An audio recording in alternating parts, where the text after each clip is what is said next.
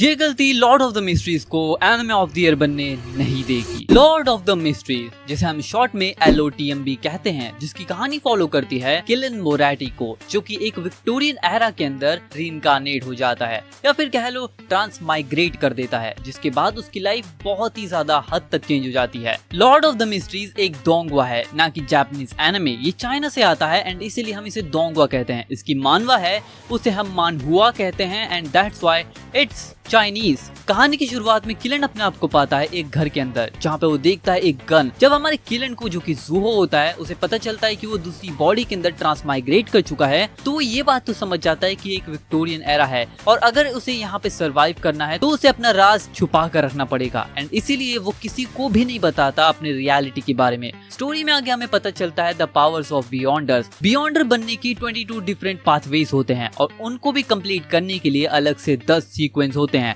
यानी कि 9 से लेकर अगर तुम 8, 7, 6, 5 करते करते 0 तक पहुंच जाते हो तो तुम द स्ट्रॉन्गेस्ट बन सकते हो। 0 नंबर को गॉड से संबोधित किया जाता है। वेल, इंग्लिश मुझे नहीं आती तो हिंदी में सुनो। पर इतनी सारी चीजें होने के बावजूद भी बियॉन्डर बनना कोई आसान चीज नहीं है। देखो, लॉर्ड ऑफ द मिस्ट्रीज के 2 एपिसोड आए। सबसे पहला the fool and the second the beyonder. मैं सच बता रहा हूँ, दिस इज सो कॉम्प्लिकेटेड। अगर कोई भी इस एनिमे को बिना ऐसे दिमाग लगाए ध्यान दिए देख रहा है ना, तो उसे पल्ले कुछ नहीं पड़ने वाला। जितनी चीजें लिखित आ रही है तो उनके ऊपर ध्यान दो, तभी तुम इस एनिमे की स्टोरी को समझ पाओगे। पहले एपिसोड के अंदर जो दिमाग भ्रष्ट हो जाता है ना, कि समझ में नहीं आता भैया क्या हो रहा है इसके अंदर।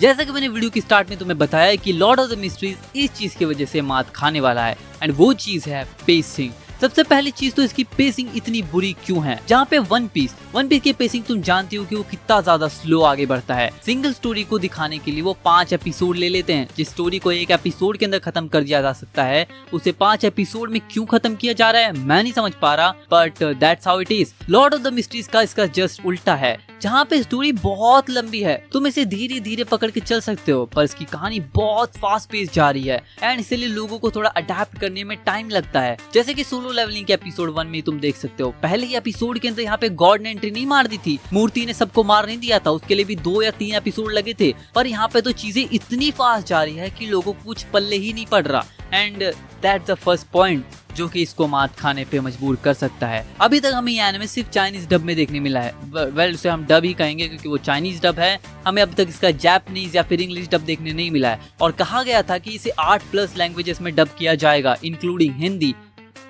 कहाँ है वो सभी डबिंग्स? मैं तो इंतजार में था कि पहला एपिसोड आएगा इंग्लिश डब में या जापानीज में देखेंगे। और अगर तुमने दोंगवा देखी है कई सारी, तो तुम ये जानते ही हो कि दोंगवा की जो पेसिंग होती है वो हमेशा से काफी स्पीडी होती है। दोंगवा के अंदर जो ट्रांसलेशन नीचे दी गई होती है ना, वो बहुत फटाफट जाती है। जो कैप्शन होते हैं, सबटाइटल होते हैं, वो इतनी जल्दी तेजी से बढ़ते हैं ना, तुम उन्हें पढ़ नहीं पाते, तुम्हें पॉज करना पड़ता है अगर कुछ छूट जाता है तो। सोमो की बात, आज की वीडियो तो यहीं पे खत्म होती है। आई होप कि तुम लोगों को पसंद आई होगी। पसंद आई है तो लाइक कर दो, चैनल पर न्यूज़ सब्सक्राइब कर दो।